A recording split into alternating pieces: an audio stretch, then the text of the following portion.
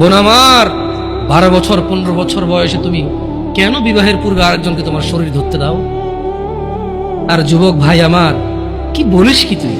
এই পৃথিবী আর পৃথিবীতে যা আছে এর চেয়ে মূল্যবান হচ্ছে এই মেয়েটা।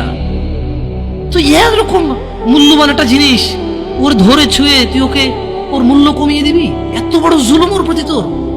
তুই আল্লাহকে ভয় করিস না তাই বলে এতটা এতটা কি বলিস তুই? তুই কি কারো গাড়ির গ্লাস ভাঙছিস জীবনে? না। কেন ওর লস হবে? তুই কি কোনোদিন কোনো মানুষকে ঘুষি দিছিস? না। কারণ তাহলে ও বেচারা কষ্ট পাবে।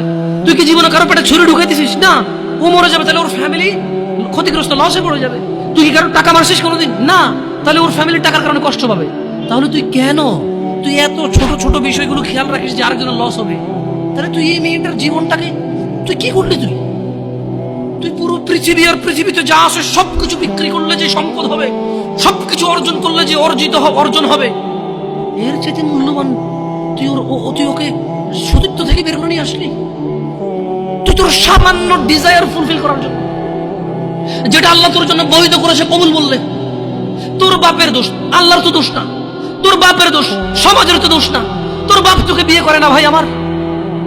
তোর বাপ মনে করে তুই ছোট, 18 বছর বয়স তোর বাপ মনে করে তোর বাপ 16 বছর বয়সে হস্তমৈথুন করছে, তোর 22 বছর, তুই এখনো ছোট নুনু খাস, দুধু খাস।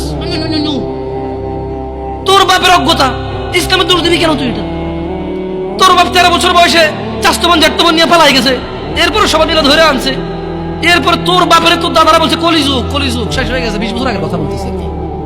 তোর বাপ 14 বছর বয়সে লুকায় খেরসিন ওই আরে ভাই, আপনি শহরের বয়স করতে হয়েছে, আর সব মানুষ শহরে গেলে আমি দেখছি তো।